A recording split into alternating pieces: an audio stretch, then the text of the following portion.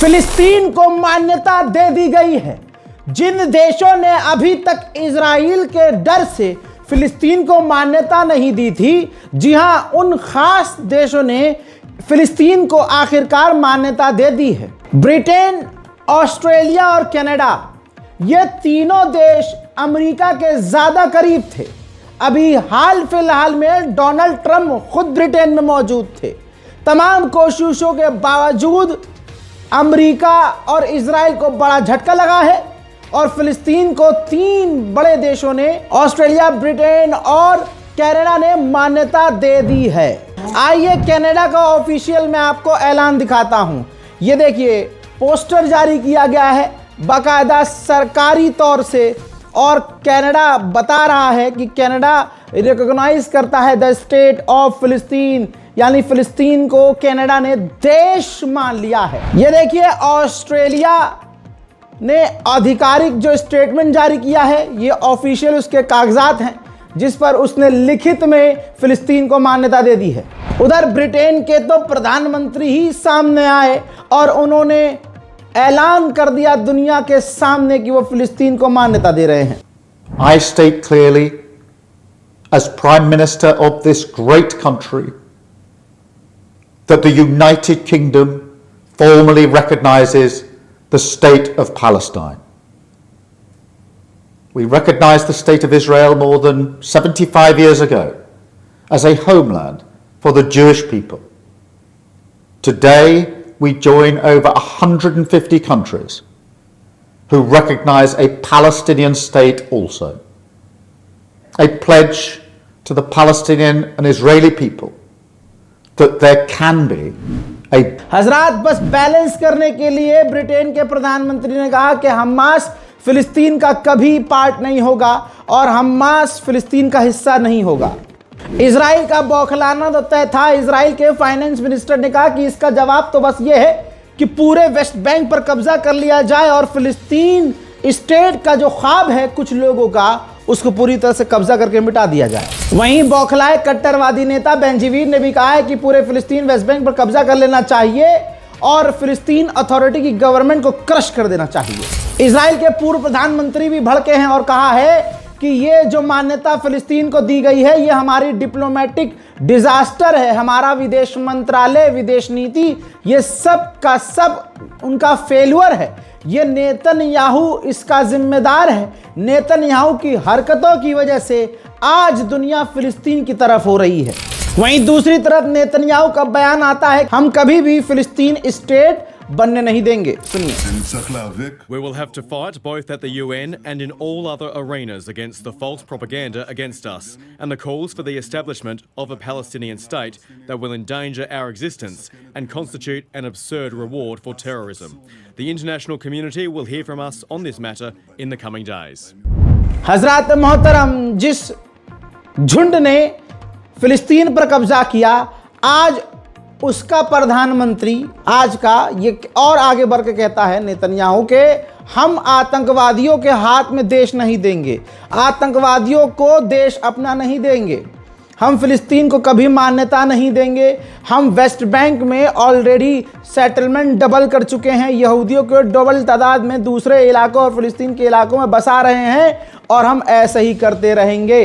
Britain, Australia और Canada को धमकी देते हुए बिना नाम लिए नेतन्याहू ने कहा कि तुमने जो करना था कर लिया, अब हमारे जवाब का इंतजार करो। पहले ही क्लियर कर दूं, लगभग पूरी दुनिया ने फिलिस्तीन को मान्यता दे दी है। इस ग्राफ से समझिए आपको कौन सा रंग सबसे ज्यादा नजर आ रहा है। हरा रंग ना, जो हरा रंग का जो देश आपको नजर आ रहा है, इसने पूरी तरह से फिलिस्तीन को मान्यता दे दी है। और जो ग्रे कलर का आपको एरिया जो थोड़ा सा नजर आ रहा है, उन देशों ने फिलिस्तीन को मान्यता नहीं दी है। ब्रिटेन के विदेश मंत्री ने कहा कि हमारा मानना यह है कि जो हमास है वो फिलिस्तीनी नहीं है, वो बाहर के हैं और जो यहूदी और फिलिस्तीनी हैं उनकी ज़मीन, उन दोनों की वो ज़मीन है और अब वक्त आ गया है कि 2 स्टेट सॉल्यूशन निकाला जाए और उस इलाके में शांति लाई जाए। वहीं दूसरी तरफ फ्रांस के राष्ट्रपति ने खतरनाक बयान दिया। उन्होंने साफ तौर से कहा कि इजराइल पूरी तरह से फेल हुआ है उसकी स्ट्रैटेजी फेल हुई है। हमास के खिलाफ जो उसकी स्ट्रैटेजी थी इजराइल की सिक्योरिटी की, वो फेल हुई है। उसने यानी इजराइल ने तमाम टॉप लीडर्स को मार दिया है। ये एक कामयाबी है। शुरुआत में ही 25,000 हमास के आतंकवादियों को इजराइल ने ख़त्म कर दिया था, लेकिन उसके बाद हमास ने जो लोग मारे गए उनकी जगह नए लोगों को रिक्रूट कर लिया, नए लोगों को हायर कर लिया। इस पूरी चीज़ से ये साबित होता है कि हमास को ख़त्म करने के लिए जंग का रास्ता सही नहीं है, वो ऑप्शन सही नहीं है। फ्रांस के राष्ट्रपति ने साफ तौर से कहा कि उस इलाके में अगर शांति चाहिए तो हम फिलिस्तीन को मान्यता देंगे, और अगर मान्यता देते हैं तो वहाँ पर शांति यानी फिलिस्तीन और इजराइल में शांति आएगी। लेकिन फिलिस्तीन को पूरी तरह से डीमिलिटराइज होना पड़ेगा, वहाँ पर हथियार बंद लोग नहीं होंगे, सरकार में हमास नहीं होगा। इमैनुअल मैक्रोन ने आगे ये कहा कि अगर तुम यानी इजराइल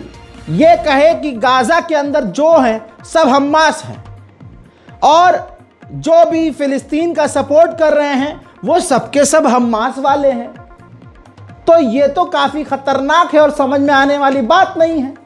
और अगर तुम ऐसा मानते हो कि वो सब हमास के हैं और हमास हैं जो गाज़ा में हैं और गाज़ा के लिए आवाज़ उठा रहे हैं, तो तुम सबको मार दो, सबको एक बार में मार दो। ये बहुत बहुत ख़तरनाक होगा। मैक्रोन ने आगे ये भी क्लियर कर दिया कि जब हमास तमाम इजरायली कैदियों को रिहा कर देगा तब ही हम फिलिस्तीन में अपना दूतावास खोलेंगे। उधर इमैनुअल मैक्रोन पूरी तरह से ट्रैप में फंसते हुए दोगलापंती करते हुए भी नजर आए। पत्रकार ने पूछा कि यूएन की जो रिपोर्ट है जिसके अंदर कहा जा रहा है कि गाजा के अंदर इजराइल जेनोसाइड कर रहा है, तो आप इस पर क्या कहेंगे, क्या आप उस रिपोर्ट को मानेंगे? तो उसने कह दिया मैक्रोन ने, नहीं मैं ये तो नहीं कहूँगा कि जेनोसाइड हो रहा है। तो फिर पत्रकार ने कहा तो इसका मतलब यूएन की रिपोर्ट को आप ठुकरा रहे हैं? तो यहाँ पर भी मैक्रोन ने कहा कि नहीं, मैं ठुकरा नहीं रहा हूँ, क्योंकि गाजा के अंदर लोग मारे जा रहे हैं, हालात ख़राब हैं, भूख प्यास है, लोग डिस्प्लेस हो रहे हैं, एक जगह से दूसरी जगह जाने पर मजबूर हो रहे हैं। इस पर पॉलिटिकल बयान नहीं होना चाहिए, इस पर बहस ही नहीं होनी चाहिए। उन्होंने साफ कहा कि ज़िंदगी बराबर है चाहे वो किसी की भी हो। हम तुरंत मांग करते हैं और चाहते हैं कि सीज़ फायर हो और हमास तमाम इजरायली कैदियों को रिहा करे। Bonjour à tous. Écoutez, je voulais faire cette petite réaction parce que j'ai reçu depuis d'ailleurs des jours, des semaines, beaucoup de remarques, d'interpellations de votre part, parfois beaucoup de colère, de tristesse, quelquefois des encouragements sur évidemment la décision que nous avons prise et aussi la situation, avant tout la situation en ce moment à Gaza. Alors je voulais vous dire que comme vous, j'ai été blessé, heurté et partagé la douleur de toutes les familles de victimes et d'otages du 7 octobre 2023. Que nous n'en oublions aucune. Il y a quelques jours encore, ici même dans ce bureau, j'étais aux côtés de certaines de ces familles. Je n'oublie absolument pas la peine, la souffrance, la détresse de toutes les familles. हजरात, अब कुछ देशों ने जैसे ही फिलिस्तीन को मान्यता दी तो हमास का बयान आ गया। हमास ने कहा कि ये बहुत अच्छा कदम है, इस कदम का हम मोस्ट वेलकम करते हैं और एक ऐसा स्टेट बनना चाहिए जिसकी राजधानी जेरूशलम होनी चाहिए। इसके बाद फिलिस्तीन की विदेश मंत्री ने भी इन फैसलों का जो है वेलकम किया और कहा कि यह भी कहना होगा कि इजराइल फिलिस्तीनियों को मिटाना चाह रहा है, वो जेनोसाइड कर रहा है, वो फिलिस्तीनी कल्चर मिटाना चाह रहा है। सुन लीजिए। Gaza burns. Today Gaza is destroyed. Today in Gaza people are systematically murdered. And we are seeing this genocide unfolding in front of our eyes for the last 24 months. So for 2 years, Israel has carried a deliberate destruction of our geography and our demography. A genocide, yes, a genocide, and we need to continue saying it is a genocide and nothing else but a genocide against the Palestinians. Britain के अंदर जो फिलिस्तीन के जो envoy हैं, उन्होंने बरतानिया के पत्रकार के सामने साफ ऑन एयर कह दिया कि जो ये हमको मान्यता दी जा रही है, ये हम पर कोई एहसान नहीं है, वो हमारा हक है। मजेदार बात यह है कि आज और कई देश, फ्रांस, पुर्तगाल जैसे और बड़े देश और यूरोपियन देश फिलिस्तीन को मान्यता देने का ऐलान करेंगे। मेरे दोस्तों, वहीं कई देश और जो मान्यता देने की लाइन में थे, अमेरिका ने कामयाबी से कईयों को शांत बिठा दिया है, जैसे जापान ने भी कहा था कि हम फिलिस्तीन को मान्यता देने के लिए सोच रहे हैं, लेकिन डोनाल्ड ट्रंप ने जब धमकाया जापान को तो जापान अपनी बात से पलट गया। यूरोप के देशों ने, बहुत सारे यूरोप के लीडर्स ने नेतन्याहू को वार्निंग दे दी है कि अगर तुम वेस्ट बैंक पर कब्जे का ऐलान करोगे तो इसका मतलब हमने जो आपको सपोर्ट किया वो गलत किया, और आपने जो कुछ बनाया और जो कुछ भी गाजा में किया वो बहुत गलत किया, और एक तरफा आप गलत कहलाओगे और इसके जो अंजाम और परिणाम होंगे वो खतरनाक होंगे। ह्यूमन राइट्स संस्था एमनेस्टी इंटरनेशनल ने कहा कि ये जो मान्यता दी जा रही है ये खोखली बातें हैं।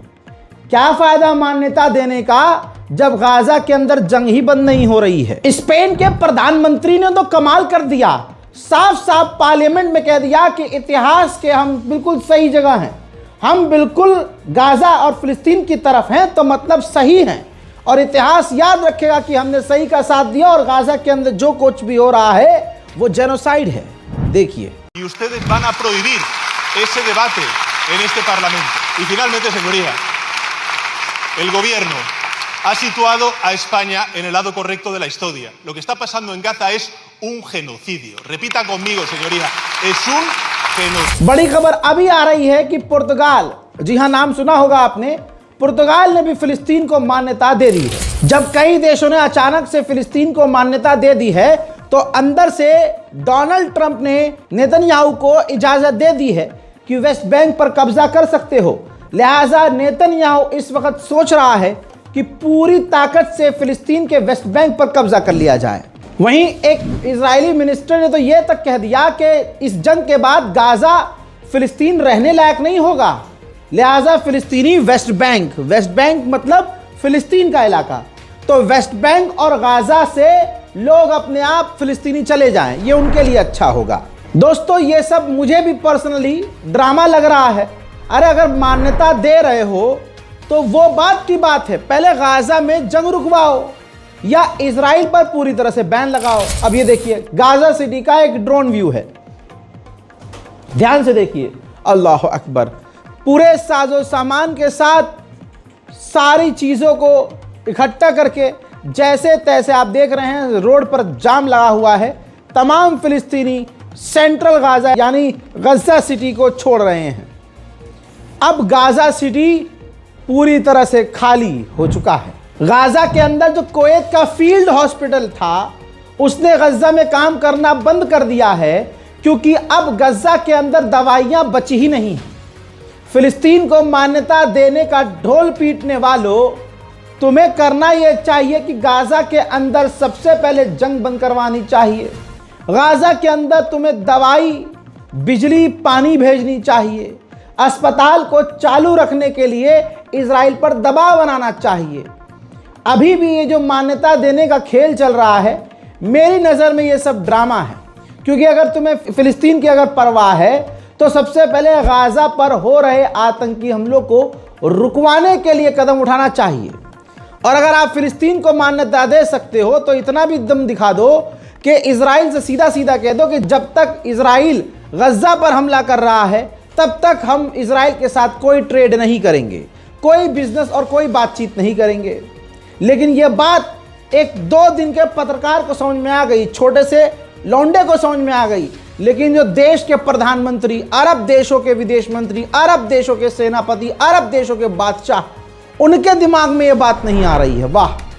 गाजा के अंदर एक घर के अंदर से वीडियो रिकॉर्ड हुआ है। वो इमारत अभी बाकी थी और घर के बाहर बमबारी हो रही थी। वो मंजर जैसे का तैसे रिकॉर्ड होकर हमारे पास आया तो मैं आपको दिखा रहा हूं, महसूस कीजिए।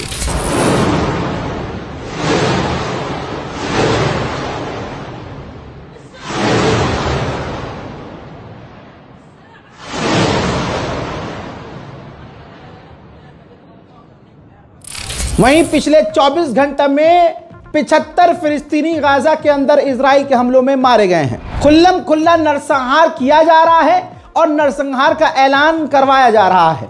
इजराइल का member of parliament on air broadcast पर चैनल पर साफ साफ बोल रहा है कि गाजा को मिटा दो, गाजा से लोगों को सबको मिटा दो, सबको मार दो, सबको वहां से भगा दो, वहां किसी को ना छोड़ो, पूरी तरह से गाजा को खत्म कर दो।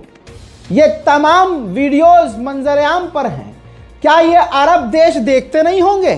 देखते हैं। आज गाजा में जो कुछ भी हो रहा है, अल्लाह की कसम यकीन कीजिए, ये सब की सब वजह ये अरब देश है।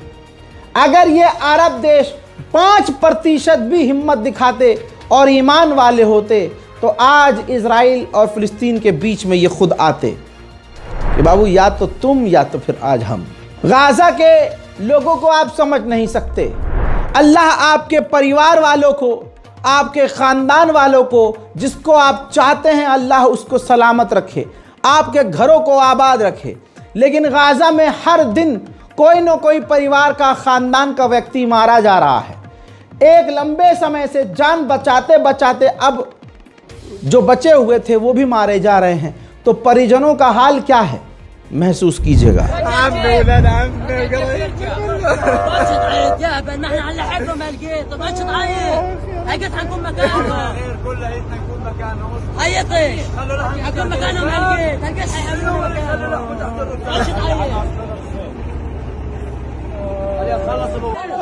يا رب الروح ولا واحد فيهم حماس ولا واحد جهاد ولا واحد. الله يسوي فينا عشان يشوف العالم، عشان يشوف العالم شو بيسوي فينا. ايوه الله شهداء شهداء. يا الله يا الله يا الله، كلهم يا الله، كل اولاده يا الله، كلهم يا الله. امانه يا الله، ولك امانه، ولك قلبي مسكين بده يقع حيه، ولك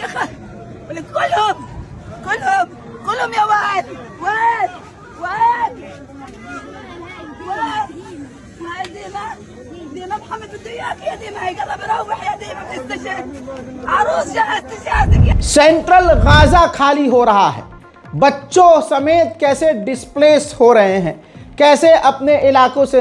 भाई जलती हुई जमीन, रेतीली जमीन और खतरनाक आसमान से जमीन पर गिरती हुई धूप, सूखा हुआ गला और भूख से जिस्म निढाल।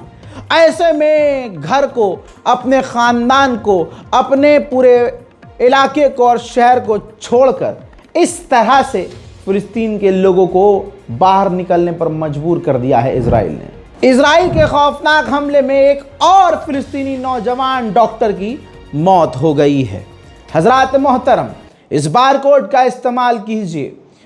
कल भी बहुत कंप्लेंट आई कि रज़ा भाई इस पे यूपीआई नहीं जा रहा है, यूपीआई। अरे स्कैन नहीं करो भैया, अगर काम नहीं कर रहा है तो। इस स्कैनर बारकोड के नीचे आपको बैंक अकाउंट डिटेल इसीलिए दिया है कि IFSC कोड डालिए, अली रज़ा अकाउंट में नाम आएगा, अकाउंट टाइप सेविंग, और आप बैंक ट्रांसफ़र ऑप्शन के थ्रू आप मदद आगे भेज सकते हैं। हजरात, इस रिपोर्ट को शेयर करना मत भूलिएगा, अपनी राय कमेंट में लिखिएगा और दुआओं में याद रखिएगा। जय हिंद।